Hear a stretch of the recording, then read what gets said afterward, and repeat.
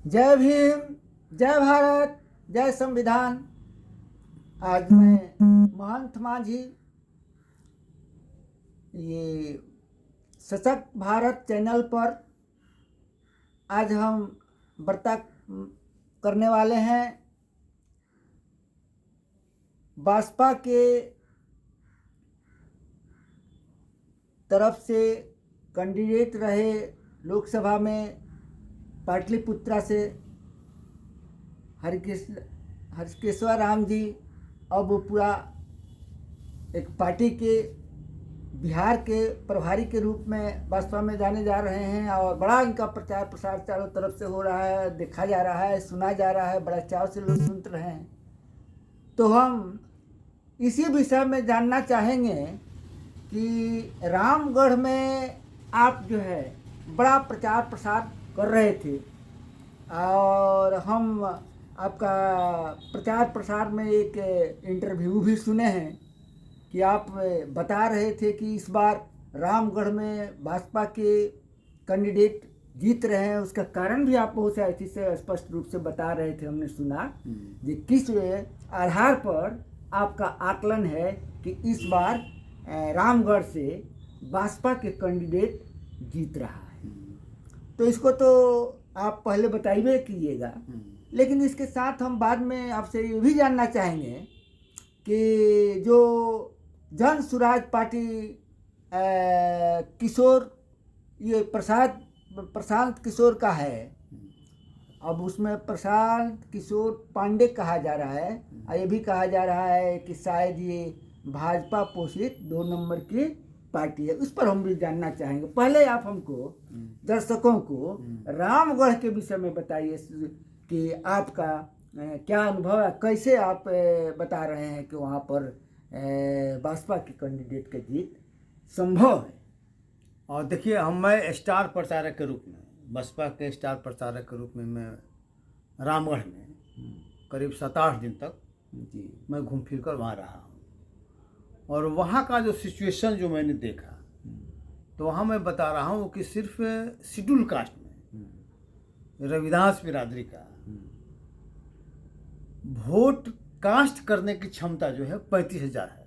अच्छा, वोट ज़्यादा है, हाँ, लेकिन इतना वोट कास्ट होता है और वो वोट हर एक परिस्थिति में मिलता है, इधर उधर नहीं जाता है। अच्छा, वो बराबर माने 35,000। हाँ, तो मान ले कि बीएसपी को वोट है। पिछले लोकसभा चुनाव में भी, पिछले जो लोकसभा चुनाव हुआ तो लोकसभा चुनाव में चल गया मामला, ये संविधान बचाओ और आरक्षण बचाओ का पूरा फिर चल गया जी। इसके बावजूद भी बक्सर लोकसभा क्षेत्र के अंतर्गत ही आता है रामगढ़, और रामगढ़ का जो प्रत्याशी थे उनको 35,000 वोट है। अच्छा, ठीक है, जबकि उस समय जादवों का वोट जो है वो चला गया था आरजेडी के साथ। आरजेडी में चला गया। सिर्फ मान लीजिए कि बसपा में रविदास बिरादरी का वोट हाँ वो तो उतना आया था। ठीक है, उसके बाद इस चुनाव में हो क्या रहा है कि एक मुद्दा बन गया, जादव कैंडिडेट मान लीजिए हो गया इधर से। अच्छा, ये बसपा का कैंडिडेट जो है जादव कैंडिडेट मान लीजिए हो गया। और उसके चाचा अंबिका सिंह यादव थे। अच्छा, वो 2 बार वहां से विधायक रहे हैं। अच्छा, इस बार इसको टिकट नहीं मिला था। हाँ, नहीं, टिकट तो 2020 में भी नहीं मिला था। अच्छा, तो 2020 में जब चाचा को टिकट नहीं मिला तब वो पहले आरजेडी में थे ना, तो चाचा आरजेडी छोड़ के फिर बीएसपी से उन्होंने चुनाव लड़ा 2020 में। अच्छा, ठीक है। हाँ। और 2020 में ये जीतते हो रहा था कि जीत गए, लेकिन अल्टीमेटली फाइनली इनको 189 वोट से हरा दिया गया। बहुत, हाँ, 189 वोट से आरजेडी के सुधाकर सिंह मान लीजिए जीत गए।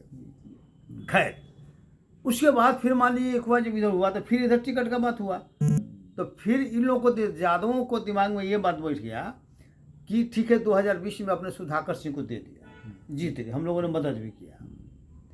फिर जब वो एमपी हो गए तो उन लोगों को उम्मीद था कि फिर यादव को ही, अंबिका यादव को आप यहाँ से चाहे उनके परिवार को आप दूसरे को टिकट दीजिएगा, लेकिन फिर जगता बाबू के लड़का को मिल गया टिकट।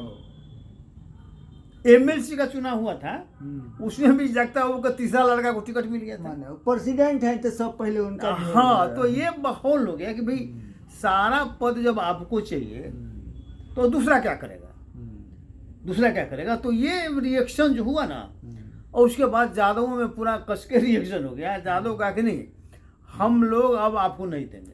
बट नेचुरल है, ऐसा होना चाहिए। हाँ, ऐसा माहौल क्रिएट हो गया। तो यादव का 90% वोट टर्न कर गया यहाँ बीएसपी में। और उसमें मान लिया कि ये सुधाकर सिंह थोड़ा उल्टा पलटा बयानबाजी भी कर दी। उन्होंने जोश में आके अंबिका सिंह के बारे में उन्होंने कहा दिया कि वो मान लिया कि नमर्थ है। उनका चूंकि बाल बच्चा नहीं था, है ना, तो उसी के आधार पर नमर्थ कह दिया। व्यक्तिगत तौर हाँ, ये टिप्पणी नहीं करना चाहिए था। गलत ना। और दूसरे में उन्होंने धमकी दिया कि हम एमपी हैं, कोई विधायक बन जाइएगा तो क्या हो जाएगा। ठीक है, तो ये लोकतंत्र का ये माहौल जो बना ना, तो यादव साथे हो गया। हालांकि तेजस्वी बहुत प्रयास किए लेकिन उसका कोई असर नहीं हुआ। और जब यादव उधर चले गया तो राजपूत भी जो आरजेडी में थे जगता बुखारन, वो भी कुछ हद तक खिसक के चले गए बीजेपी में। इसलिए बीजेपी का कैंडिडेट भी राजपूत था। ओ अच्छा, वो भी चला गया उधर। बट नेचुरल जगह पर आप जीतेंगे नहीं, इधर चला गया। इधर मुसलमान देखा कि नहीं जीत रहे हैं, बीजेपी मत जीत जाए, तो फिर बीएसपी चला है। तो ये मान लें कि सिचुएशन बन गया कि BSP versus BJP, BSP versus BJP का मान लें कि वहाँ माहौल हो गया। और माहौल होने के बाद में और भी अति पिछड़ी जातियाँ थी। हमने मान लें घोषणा किया, हमने पासवानों को कहा कि भाई आप एक हो जाओ, है कि नहीं, मिलकर वोट करो, देखो क्या होता है कि नहीं। और पासवान जाति के लोग, हमको लगता है कि वोट किया वहाँ। हाँ, आपके हाँ, अति पिछड़ा वर्ग के लोगों ने भी वोट किया, है कि नहीं। तो इसीलिए बहुत कहीं कोई डाउट है ही नहीं, भारी वोट से मान लें वहाँ विजयी। तो मेरा समझना है कि चूंकि आपने वोट कास्टिंग के समय भी वहाँ उस दिन रहे हुए हैं। हाँ ना, और कास्टिंग के वोट कास्ट जो हुआ है उस आधार पर आप कह रहे हैं कि नहीं एक लोग वोट मांगे। हाँ, नहीं, ये माहौल चूंकि बना। अच्छा। और माहौल बन गया, फिर हम लोगों ने फीडबैक भी लिया। अच्छा, क्योंकि इलेक्शन के दिन हम लोग वहाँ नहीं रह सकते थे ना। हाँ, इलेक्शन के दिन तो हम लोग स्टार प्रचारक थे, वहाँ के वोटर्स थे नहीं, तो इसीलिए वहाँ हम लोग नहीं थे। लेकिन फिर चूंकि वहाँ जो फीडबैक आया कि वही हर एक बूथ वाइज कहीं कोई दिक्कत नहीं है, पूरा बहुत ज़्यादा वोट से। हाँ, लेकिन 11 तारीख को हम लोग गए थे, इतना भारी भरकम समझिए कि विशाल रैली हुआ, इतना विशाल रैली हुआ कि उसका मत कहिए कि वहाँ हम लोग गए थे, समझे ना। और ये तो इसको यहाँ पर समाप्त कर दें हम लोग। ठीक है, अगला सवाल जो हमारा था उसको फिर इसके बाद। हाँ, देखिए, अब आपका सवाल है कि इस चुनाव में ये जन स्वराज पार्टी को का क्या हुआ, किस रूप में आप देखें। देखिए, हम 2 विधानसभा क्षेत्र में गए, 4 में लोकसभा हो रहा था, जो कि हमारा बीएसपी का कैंडिडेट जो है तरारी में और माले के रामगढ़ में। ठीक है, तो दोनों जगह हमने देखा गया कि जहाँ हम लोग का ऑफिस था पहले तरारी में, तो वहाँ मान लिया कि हमने जो देखा कि वहीं पर उनका कैंप बना हुआ था। अच्छा, कैंप जो है, तो उन्होंने बजाबते टेंट लगा प्रशांत किशोर का टेंट लगा के उनका वहाँ था, और 10-15 गाड़ी थी। तो उनका जो प्रचार ई पैक के माध्यम से, उनका कोई कार्यकर्ताओं द्वारा प्रचार प्रसार का कोई मतलब नहीं था। वो उन्होंने भाड़ा पर कुछ लोगों को, एक कंपनी है उसको उन्होंने हायर किया था, और वह टेंट वगैरह लगा के वही में लोग रहता था। 40-50 आदमी की था वहाँ, खाने पीने रहने का व्यवस्था था, कंप्यूटर का था, और वहाँ पर गाड़ी की व्यवस्था थी। तो कोई अगर बाहर का लीडर जाता था, वही गाड़ी ले जाता था, वही कहते थे कि यहाँ चलिए, वही निर्धारित करता था। आप नेता हैं, अपने मन से आप नहीं जाइएगा, आपको बताया जाएगा कि आपको कहाँ जाना है, वहाँ ये लोग मान ले कि जाना था। तो नो डाउट प्रशांत किशोर का मैनेजमेंट बहुत बढ़िया था। लेकिन अब सवाल ये होता है कि अगर जैसे दूध है, तो किसी के पास दूध रहेगा तब न उसमें दही डालेगा, जोरन तो दही जमेगा। आज इसके पास दूध ही नहीं है, खाली जोरन है, तब को नहीं हुआ। और हाई क्वालिटी का मालिक की जोरन है। तो उसी तरह से इनका मैनेजमेंट जो था हाई क्वालिटी का था, लेकिन उसमें दूध इनका बेस कुछ था ही नहीं, इसलिए बहुत ज़्यादा असर मालिक की नहीं हुआ। लेकिन चूँकि प्रचार प्रसार इस तरह से हुआ, और जो मेन स्ट्रीम का जो मीडिया है, देखिएगा कि वो ज़्यादा बढ़ा चढ़ा कर पेश किया। जैसे मान लीजिए कि लाइफ सिटीज वाला को आप देखिए ज्ञानेश्वर जी का, ये लगातार हो रहा है कि भाई अब जनसुराज आ गया है और सारा पार्टियां खत्म हो गई, इस तरह से उनको दुष्प्रचार मान लीजिए कि लोग कर रहा है। तो जो प्रशांत किशोर जो बात बोलते हैं वही बात ये लोग बोलता है, एनालिसिस इनका नहीं रहता है। इनका एनालिसिस वही रहता है कि प्रशांत किशोर जो कहता है उसी को बात कोई लोग बोल के अपना एनालिसिस बताता है। उसी तरह से ये थी वाला भी है, इसका नाम है कौन लाल हाट है, न्यूज हाट। अच्छा, न्यूज हाट वाला मान लीजिए कि बेलारी। तो ये लोग मान लीजिए कि सिर्फ उसका बड़ाई मान लीजिए करते हैं, लेकिन व्यवहार में वैसा कुछ नहीं है। चूंकि दूध रहेगा तब ना दही जमेगा, तो इनका दही जमने का कोई सवाल नहीं है। तो ये तो वोट काटने के लिए ना आए हैं। अब वोट तो देखिए जो लड़ेगा तो वोट पाएगा ना। हाँ। अब निर्दलीय भी लड़ते हैं, जैसे भी। किसका वोट काट रहे हैं? अरे किसी का काटे, हमारा करने का मतलब कि वोट जब लड़ेगा कोई तो काटेगा ना, तो ये आप नहीं ना कर सकते कोई चुनाव नहीं लड़े, वो ठीक है। वो तो आरजेडी का ही वोट काटना ना बीजेपी का नहीं काट रहा, फॉरवर्ड का वोट किसको काट रहे हैं? उनका ना फॉरवर्ड का ही वोट ले रहा है ना। नहीं फॉरवर्ड का ही वोट ले रहा है ना। जैसे मान लीजिए कि आप बेलागंज में कर सकते हैं कि मुसलमान को खड़ा किए तो मुसलमान मान लीजिए कि वोट दिया होगा, लेकिन वहाँ फॉरवर्ड में उनको वोट दिया कुछ। जो फॉरवर्ड बीजेपी से नाराज है, जो फॉरवर्ड बीजेपी से नाराज है, तो उसको लगता है कि चलो को नया चीज़ है तो इसके पीछे लटक जाए, तो वो भी मान लीजिए कि है। और मुसलमान में भी जो आरजेडी से थोड़ा नाराज था, तो इनको फाइनेंस क्यों कर रहा है? और फाइनेंस अब कहाँ से हो रहा है, लेकिन खर्चा बहुत ज़्यादा कर रहे हैं। तो फाइनेंस कोई ना कोई कर रहा होगा, कोई मान लीजिए कॉर्पोरेट जगत का कोई आदमी होगा जिसको इंटरेस्ट होगा कि मान लीजिए कि ये अगर एस्टेब्लिश करते हैं। अडानी से ले रहे हैं। अडानी से तो जो प्रधानमंत्री अडानी से लेकर प्रधानमंत्री बने हुए, तो प्रधानमंत्री है। हाँ नहीं ठीक है, दिया रहा है तो इनको किसके लिए दे रहा है? तो इनको भी दे रहा है कि आप आओ वहाँ पर विकल्प बन जाओ। अगर मान लीजिए कि यहाँ पर उसका काम जिसका जो कॉर्पोरेट जगत के लोग हैं उनको कोई दिक्कत हो रहा होगा, तो नया चीज़ को खड़ा करके जीतेगा तो हमारा काम करेगा ही।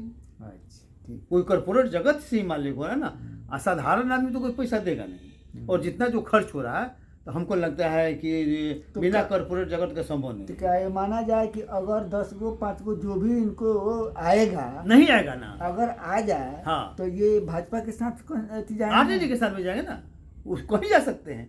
अरे देखिए कहीं भी जा सकते हैं, ब्लैकमेल करके हम को बना दो सपोर्ट। आरजेडी को तो ठीक कर रहे हैं, आलोचना कर रहे हैं। आलोचना तो उसमें भी कर रहे हैं ना, इसलिए आलोचना के छोड़ दीजिए। भाजपा के नहीं कर रहे हैं ना भाजपा कर रहे हैं ना, कर रहे हैं, भाजपा के भी कर रहे हैं। आरजेडी का चूंकि देखिए ये चूंकि अभी किसी पोजीशन में नहीं है, तो पहले सेकंड पोजीशन वाला को वहां से खिसकाएंगे तब ना पहला पोजीशन वाला से लड़ेंगे।